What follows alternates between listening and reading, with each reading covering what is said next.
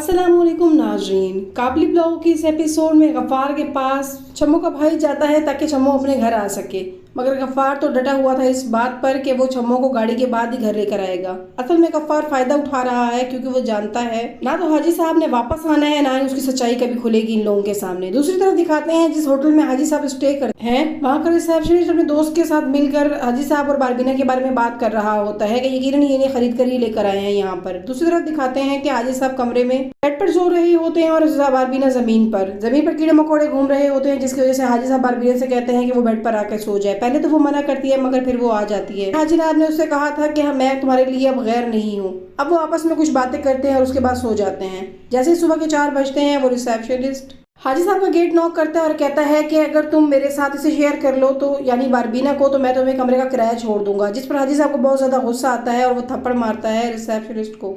लड़ाई शुरू हो जाती है और वो उसे मारने हाजी साहब को मारने की कोशिश करता है, जिस पर बारबीना आ जाती है और उसे उठाकर दूर फेंकती है, जिस पर उसे छुड़ाती है और हाजी साहब को कमरे में लेकर जाती है। अब होटल का मालिक भी आ जाता है जिसे खान जी कहते हैं सब, और वो हाजी साहब को बुलाकर कहता है कि अगर ये वाकई तुम्हारी बीवी है तुम्हें इसे यहाँ नहीं लेकर आना चाहिए था। इसके बाद झूठी कहानी घड़ के सुनाते हैं रिसेप्शनिस्ट और उसका दोस्त। लेकिन खान जी को यकीन आ जाता है हाजी साहब की बात पर और हाजी साहब को अपने घर लेकर चला जाता है। जब घर लेकर जाता है तो हाजी साहब उसे बताता है कि मेरे पास निकाहनामे और ID कार्ड का मसला है बारबीना के। अब यकीनन इसकी इतनी पहुंच है कि ये भी हल करवा देगा। छम्मो पहुंच जाती है गफ्फार के घर उसे बगैर बताए, और जैसे ही गफ्फार की उस पर नजर पड़ती है वो आग बगोला हो जाता है। साथ ही छम्मो देखती है कि वहां से एक लड़की निकल कर गई है। जैसे ही उसकी बिस्तर पर नजर पड़ती है तो वो जोर जोर से रोने लगती है, मगर गफ्फार ढीठ कहीं का आकर उससे नाश्ता मांगता है और वो बेचारी बनाने भी चली जाती है।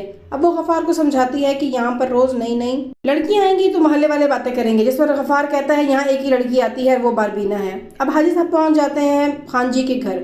उनको वहाँ का उनका घर बहुत ज्यादा पसंद आता है, मगर वो खान जी से कहते हैं कि मैं यहाँ का किराया अदा नहीं कर सकता। खान जी न जाने किस बात से बहुत मुतासिर थे हाजी साहब से, इसलिए वो हाजी साहब से कहते हैं कि वो उनसे किराया तलब नहीं करेंगे। गफ्फार पहुंच जाता है छम्मू के भाई की दुकान पर और खूब बेइज्जत करता है उसे वहां जाने के बाद, और कहता है कि ये तुमने क्या किया, क्यों भेज दिया उसे बगैर गाड़ी के मेरे पास। अगर 1 हफ्ते के अंदर मेरे पास पन्नी पैक गाड़ी ना पहुंची तो तुम्हारी बहन को कागजों समेत तुम्हारे घर भेज दूंगा। छम्मू का भाई काफी मिन्नतें करता है, मगर गफ्फार तो मौके से फायदा उठाने वाला इंसान था। वो बिल्कुल बाज नहीं आता और जिद करता है कि उसे गाड़ी ही चाहिए। दोबारा निकाह पढ़वाया जाता है हाजी साहब और बारबीना का अदालत में। अब यहाँ पर अदालत में बारबीना को बुलाया जाता है और उससे पूछा जाता है कि क्या उसके साथ कोई जबरदस्ती तो नहीं की जा रही, जिस पर बारबीना को एक वकील के पास भेजा जाता है। और वो जब बारबीना से पूछता है कि इसने तुम्हें कितने में खरीदा, तो बारबीना हाथ फैलाकर कहती है इतनी मुशक्कत, इतनी कुर्बानी और इतनी जलालत, हाथ बढ़ाते चली जाती है, जिस पर वकील भी मुस्कुरा देता है और बारबीना को जाने देता है। अब इनका निकाह हो जाता है और ये लोग घर की तरफ आ जाते हैं।